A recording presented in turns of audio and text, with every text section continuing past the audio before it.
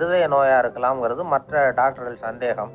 அந்த காலத்துல எல்லாம் கஷ்டங்க. ஒருத்தருடைய இருதய துடிப்பை தெரிஞ்சுக்கணும்னா நோயாளியின் மார்பில் டாக்டர் காதை வச்சு பார்த்து தான் தெரிஞ்சுக்கிறது வழக்கம். ஆனால் இந்த பெண்ணும் இளம் பெண், அந்த டாக்டரும் புதுசாக சேர்ந்துருக்கிறவர். அதனால் பரிசோதனை பண்ண தயங்கினார். கொஞ்ச நேரம் யோசனை பண்ணார். திடீர்னு ஒரு ஞாபகம் வந்தது அவருக்கு.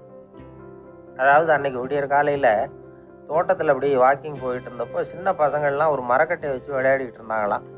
அதை இவர் பார்த்துருக்கிறார். அது என்ன விளையாட்டுனா, ஒரு நீளமான மரப்பலகை, அதில் ஒரு முனையில் ஒரு பையன் தன்னுடைய காதை வச்சுக்கிட்டு இருக்கிறான், மறுமுனையில் இன்னொரு பையன் அந்த மரப்பலகையை ஒரு ஆணியால் கீறிக்கிட்டு இருக்கிறான். ஒரு முனையில் ஆணியால் கீறும் பொழுது மறுமுனையில் காதை வச்சிருக்கிற பையனுக்கு அந்த சத்தம் துல்லியமாக கேட்குது. அந்த டாக்டருக்கு காலையில் பார்த்த இந்த விளையாட்டு ஞாபகத்துக்கு வந்துட்டுது. உடனே என்ன பண்ணார் தெரியுமா? ஒரு நீளமான காகிதத்தை எடுத்தார்.